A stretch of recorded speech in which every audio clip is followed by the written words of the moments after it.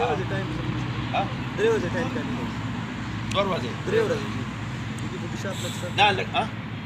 ایډیټینګ لکسر ایډیټینګ دا تاسو خو باندې ډیکاوي کنه او جی بالکل ایډیټینګ هو سره خپل کوي خو زه مچ صرف طریقه او هغه شان کې ریپورټینګ ټریننګ پکار دی د خلکو ته تاسو ریپورټینګ کړئ ایډیټینګ باندې تاسو او اپلوډینګ او بیا دې کوډر broadcast da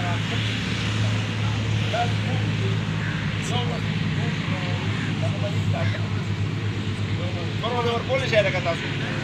ګورې صحیح دی او ضرورة ورکول شي روانه بادشاہ دی د ټولو نه مخکې د خپل مشرانو او د خپل استاد مفتي صاحب محترم د زړه د کومې نه ډېره شکریا ادا کوم دا یې موږ په دې کې مخاره کړله د خبرو کولو او د دې مشرانو ډېره شکریا ادا کوم چې موږ له راله دلته او موږ د دوی سره کېناستو دوی نه به موږ زده کړه ډېره شکریا خبره خو زمونږ د سوشل میډیا والا ده چونکې موږ خپل دا څو ملګري د پلانغار نه راغلي د پلانغار د سیمې سره تعلق لرو او دلته راځو نو زما خپل د سوشل میډیا سره ډېر زیات شوق دی او زه دا ویل غواړم چې زه مخکې لاړ شم بغیر د لالچه د خپل پښتون ورور د خپل ملګري د خپل علاقې خدمت وکړم نو زیاتره داسې وسایل چې زموږ د مشر دا خبره وکړله چې د زنانه نه یو ریپورټینګ اخیستل نو موږ یو امیج نشو شو کولی زه د خپلو مشرانو ته یم چې آیا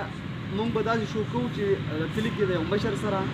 مثال د هغوی د کور سره د هغوی د یو قوم د یو کس سره په هغې کې څه خبره ډسکس کول یو هغوی سره ډسکس کولی شو نشو ډسکس کولی یو شوله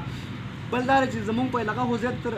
داسې وسایل چې هغه داسې مسلې دي هغه موږ نشو حل کولی خو موږ په دې سوشل میډیا د مخامخ راوړو موږ هلته چاته وایو چې تا ته څه مسله ده نو موږ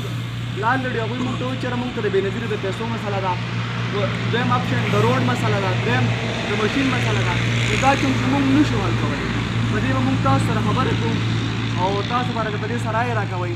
نو انشاءالله زه خو تاسو نه ډېر امید لرم او باقي زموږ پلانغار دی غریبه علاقه ده په هغې کې ډېر څه کمی دی نو انشاءالله هغه موږ تاسو سره ډسکس کوو او تاسو به د هغې رایې راکوئ صحیح بالکل دا څلورم علاقې زنانو سره تړلي مسایل راپورته کړي او موږ یې مه راکوئ خپل چینل یې واچوئ خپل چینل یې وکړئ او راشه ما سره خو ډېرې پیسې نشته خو هغه یو چوک یې 500 روپۍ باندې خیر دی ستاسو هغه مده ترمه یا ستاسو هغه جذبه یو خوږې لګلی شي چې یا د هغې دا د مسلې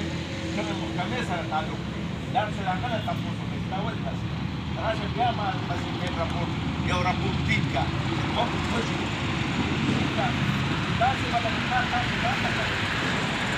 سوشل میډیا والا به کار ځان ته کوي نو ولا تاسو هغه